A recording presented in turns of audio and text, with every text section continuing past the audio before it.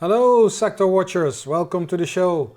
This is the 135th episode of Sector Spotlight for Tuesday the 12th of July. My name is Julius the Kempenaer and I am presenting to you from Amsterdam in the Netherlands. If you want to reach out, you know the drill. Contact details are on the screen.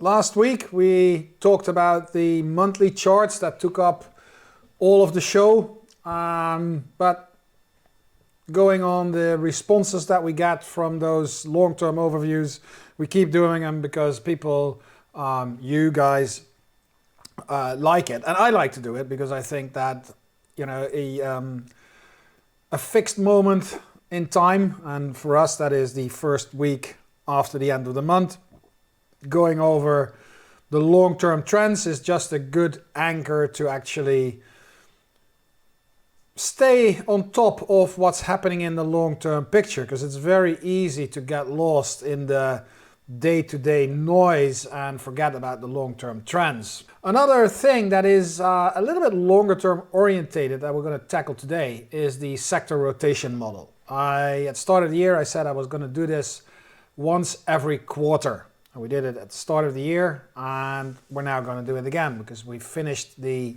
second quarter. So it's a good time to go back to the drawing board, look at the sector rotation model and see if we can make an assessment about where we are in the economic cycle and maybe make some sort of a judgment call on what's ahead of us. Ladies and gentlemen, this is Sector Spotlight.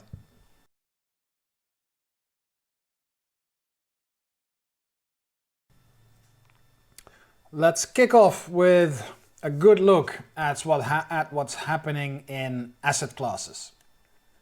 We haven't done that for 2 weeks now, so I'm going to check out how they rotated over the last 2 weeks. On the right hand side is the daily RRG. On the left hand side is the weekly. And you can see that last week, we sort this on performance, stocks actually did pretty well, went up 3%.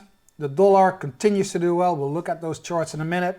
And then high yield, which I explained last week is closest correlated to stocks or highest risk in the bond department, picked up above VBINX, and the rest is underperforming with commodities, GSG, DJP at the bottom of the list. If we look at the rotations, then the trends are once again bending over. We've got dollars, most of the fixed income stuff on the right hand side, high yields on the left hand side. And you can see that they are trying to move back up again, and so do both commodity ETFs. They're curling up while they are deep inside the lagging quadrant. Question is whether that's strong enough to bring them all the way back to the right. It's too early to tell at the moment. Real estate moved into the leading quadrant, but is now after 2 days already starting to move lower on the JDK-RS momentum scale, which means that it's starting to lose relative momentum. If we bring that to the longer term picture, then we can see that GSG and DJP, so the commodity complex, is still on the right hand side, still very strong versus the 60-40 balanced index portfolio, which basically is VBINX. However, those tails are pointing sharply lower, while inside the weakening quadrant, as you can see, there is still plenty of room for them to maneuver before they hit the lagging quadrant. But in combination with the weakness on the daily, I think that commodities still need a little bit more time or a little bit more of a decline to digest all the gains that we have seen over the last few months. So doesn't mean that commodities is a bad asset class at the moment, not at all actually, but I do think that there's probably better opportunities ahead of us at lower levels. That's basically the most important message. Now, if we look at the long-term trend for real estate, V&Q, that's very clear. That is moving into the lagging quadrant, actually very rapidly. So that is deteriorating, and that probably gets back in line, or I should say the daily tail gets back in line with that weekly once it's starting to roll over and move lower again. With respect to the fixed income and stock market tails, so the fixed income here, that's corporates, governments, high yield, and here is SPY, is stocks obviously. You can see that those tails have started to either roll over or turn back up. So that is as of last Friday. We'll have to see how that works out through this week, but the initial move is there.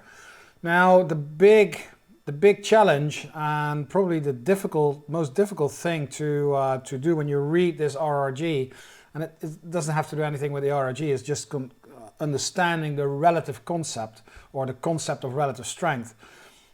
It looks as if SPY has bottomed and started to move up, and the fixed income stuff has rolled over and is starting to move down. Now it's very early, but this doesn't mean that stocks are going up. What it does mean, and especially if this rotation continues, is that stocks are doing better than bonds. That's the whole issue. This is all relative. So when you see this happening and you see that stocks are picking up, it doesn't necessarily mean that the stock market has bottomed. What it means is that it is picking up strength versus the bond market. So the relationship between stocks and bonds, for the moment at least, is leveling out. And that's what you see on this daily. You see that SPY has moved up and the fixed income stuff has moved lower. But here also you see a little bit of a curve starting to play up. So it's a bit difficult to read. But please bear in mind that when you see this type of movements happening, it doesn't necessarily mean that the stock market's going up. A scenario that is very well possible is that both stocks and bonds are going down, but that bonds are going down faster than stocks. And that is when you get this type of rotation. Just please bear that in mind. If we look at a few of those individual charts inside the various asset classes that we have, I want to start with the US dollar, because I think that is now very, very, very decisively breaking above, if you talk about the dollar index, a very important horizontal resistance level. That 104 area, 105, whatever you want to call it, that is gone. Dollar index is above it. That former resistance will now start acting as support. So the US dollar is very strong, and according to this chart, it will remain strong for more time to come.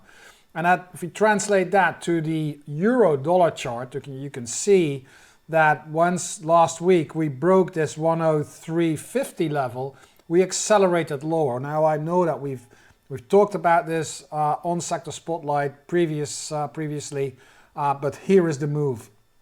The lower high was in place. We're breaking support. We're now accelerating lower. If we bring that to the weekly chart, you can see how important that level is. And I believe I showed you the monthly chart also last week, but I'll do it again to show you how important that level is that we are breaking. So quite frankly, I am actually waiting for parity in euro dollar. So 1 euro equals 1 US dollar. It happened before in the early days. If we quickly go over some individual charts for asset classes, here is stocks, SPY. You can see that we're in a bit of a consolidation here.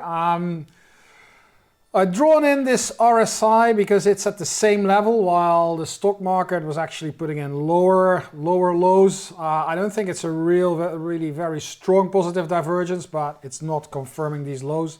So I think that what's happening here is the result of that divergence. And maybe we see a little bit more sideways, although we now have a lower high in place, and that could become the next lower high in this series.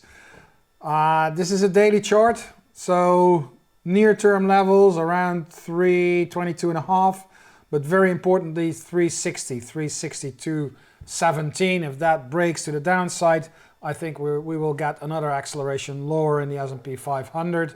And you can see that even better if you look at the weekly chart, and you can see how important that 365 level is. So we're bouncing off that level right now. And you know, we could go back up. 393 is a level, maybe 415, but I'll be surprised if that happens. I'm really watching 360 on the downside. I think that is where the real risk for the stock market lies. If we quickly go to the bond complex, so here's government bonds. You can see how that broke an important low that dated back to 2018. But you can also see that the period of underperformance is turning back up. So there is definitely something going on in that stock-bond relationship. It has been good for the last couple of weeks, but I'm not yet really sure whether this is a temporary thing or we will see a really long-term move in favor of bonds and you know, get something like this going on. It's a real, we move lower and you see it's a rounding bottom in the works if it continues. Now here is the story of IEF that is resting at support. So this is only the 7 to 10 year bonds. GOVT is all maturities together. And you can see that here IEF is bouncing off that support level. That is hurting the development of that improvement here. You can also see that the steep decline has now come to, well, not to a complete standstill, but it is now not as fast, not as aggressive anymore, starting to stabilize. So we do need to monitor that stock-bond relationship going forward to see if we find, right now it's sort of sideways, directionless. And we'll have to wait and see if in the next few weeks, because it's probably going to pan out in the next few weeks, we will see a clear direction in favor of either bonds or stocks and a new trend under development. We wrap it up here with commodities. So here is DJP, and we've seen the long-term charts, and we've seen that both DJP and GSG are running into those long-term resistance levels. And it looks as if they came out, and GSG is showing you quite the similar picture, on a rising wedge pattern. And a rising wedge is some sort of a trend-ending characteristic, which is not strange if you look at the move that the DJP made since the low in 2020. Does it mean that the secular bull market, the secular trend here is gone? No, I don't think that. But I do think that DJP could go as low as 30.90, maybe even the area around 27.5 without hurting that longer term uptrend. And GSG is in similar shape. The relative strength is clearly there, the turnaround is clearly there, but also the toppish pattern against that resistance level is clearly there. For GSG, I think the level to watch is around 20. And it could even go to 18 something, 1850, again, without harming this longer term uptrend, this series of higher highs and higher lows. That's what you get. When you've got these very strong moves with these very long rallies, you can get steep declines without hurting the longer term trends.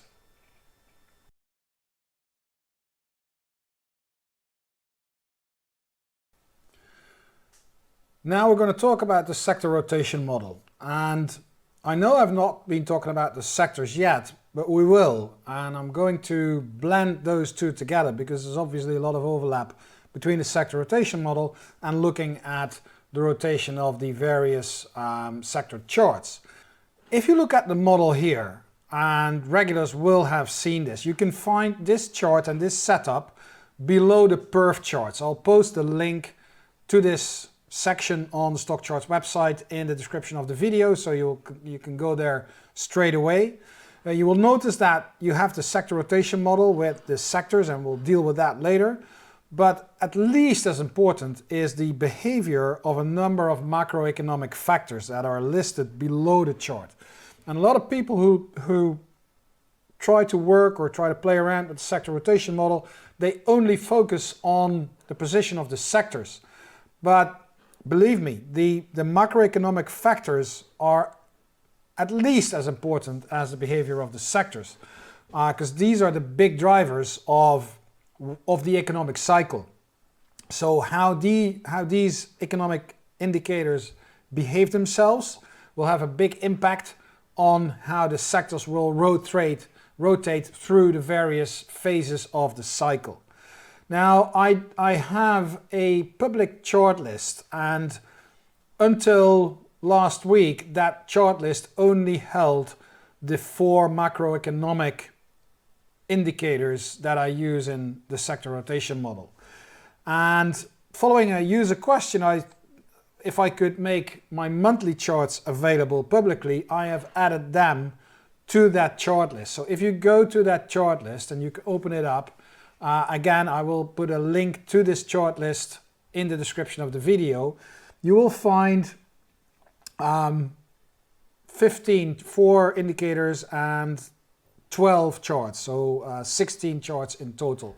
And you can see that the 01 sector rotation model, sector 1, so it's series 01, that is all that belongs to the sector rotation model, and 02 are the charts, the monthly charts for the sectors, and then they are numbered 01, 2, 3, 4, and then again 1, 2 until 12. So that's how I've set up the list so everything stays together.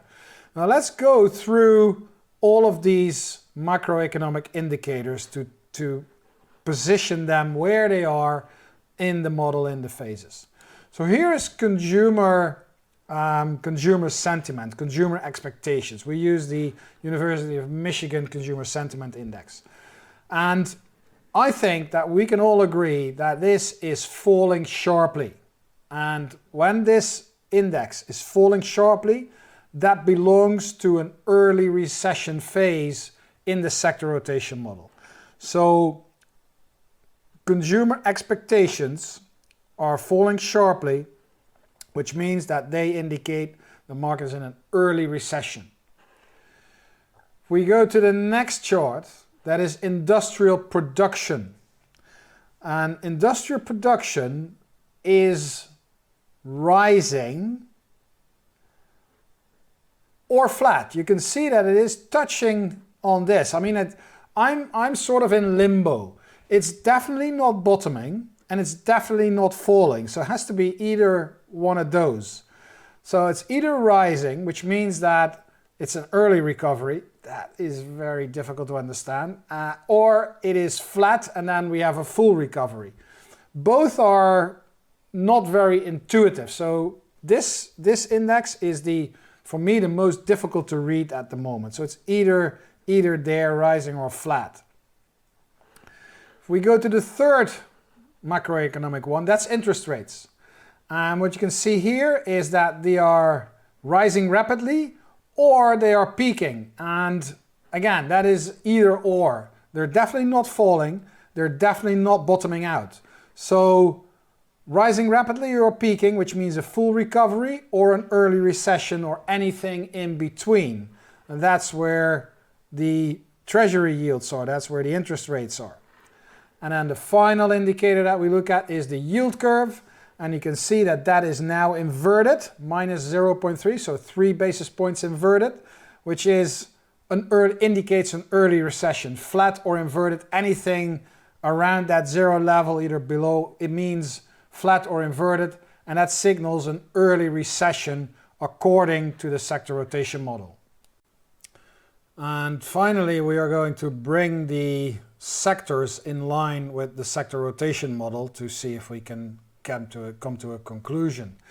Here's the RRG, and you can see that most rotations are continuing as we have seen them rotating over the last few weeks, which means that defensives are still on the right, so that's healthcare, utilities, staples. Energy is coming hard down, but it's still strong. Materials, real estate are losing relative strength and are close to crossing over into lagging. We've got discretionary and financials inside lagging, very short tail, so they're stable. And technology and communication services continue to creep up inside the improving quadrant. That's probably the most interesting part of the whole rotation. If we go over the individual charts we have, and I'm going to try to align them here on the model. So here we've got staples, and that is still an outperforming sector. So staples are still outperforming.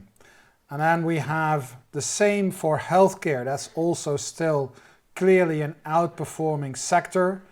And we also have utilities with a relative strength line that's going up.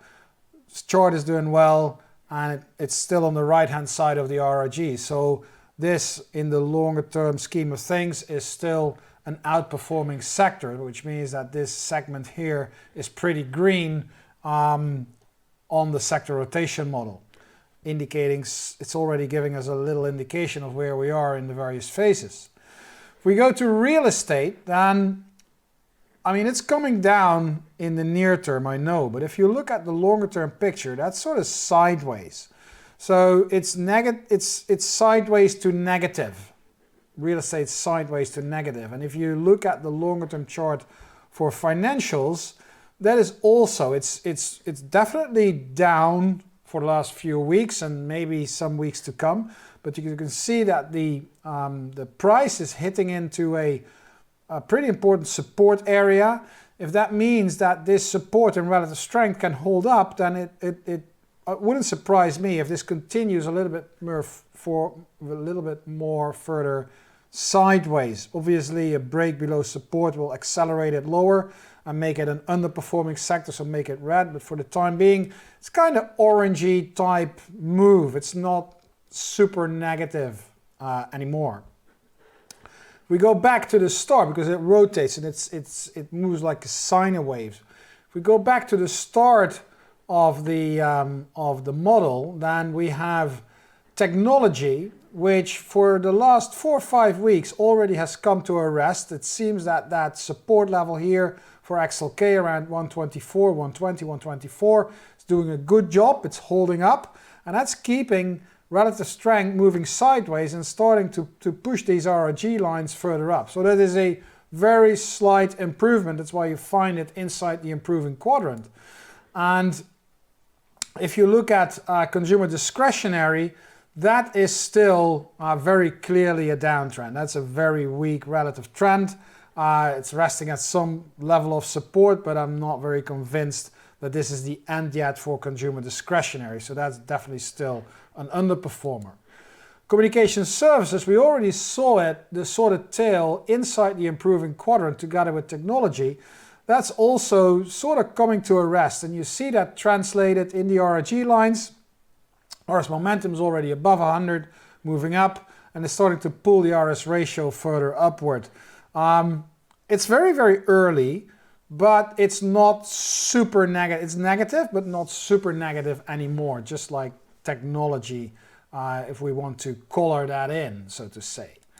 If we go to industrials, that is starting to roll over. It's sideways and it's starting to come down. So within that range, there's still a little bit more downside, and these lines are pointing lower. So that's also sideways, but in my opinion, more negative than, for example, communication services and technology. And if we move on to materials, then I think that is very clearly now moving lower. So that's definitely an underperformer. We talked about it last month. I wrote an article in the RRG blog on the materials sector. It fell out of a very important shallow trend channel. It's breaking support levels, and relative strength is dropping like a stone. So that's definitely a very weak, underperforming sector at the moment. And then we have, as a final, we have the energy sector. We know it's definitely a strong sector. It's in an uptrend, but it's currently coming down. And this one is a little bit hard because of the circumstances in the world and you know, energy prices flying everywhere. But the fact that it's now coming down sort of aligns with it not being, you know, super positive anymore. So for the near term, it's probably going to come lower. Definitely not a very negative sector, but I'm going to color it sort of orangey anyway. All in all, I think that the model currently positions the market somewhere into an early recession, in the early stages of the early recession, probably between full recovery and early recession. And also if you look at the cluster of outperforming sectors right here, that's beyond the full recovery, it's beyond the market top, it's in a bear market, probably leaning more towards an early recession than to a full recovery. So we're sort of sliding to the top of that blue sine wave, which coincides with the market itself continuing to go down. I think that it means that we are not at the bottom yet. We've not seen the early recession. We've not seen a full recession yet. And that is where the market will start to bottom. I think the model says that we are not there yet. And that wraps up Sector Spotlight for this week. Thank you for watching again. Please remember, Sector Spotlight airs every Tuesday from 10:30 to 11 a.m. Eastern. I'm looking forward to see you again next week in a new episode of Sector Spotlight. Same time, same place. Hey guys, Dave Keller here with StockCharts.com. Thanks so much for watching our video. If you enjoyed it, and we hope you did, hit the like button right below. Also, we have so much new content every day. Consider subscribing to the channel. Just hit the subscribe button in the video or right below. Thanks for watching. Stay safe. Have a fantastic day.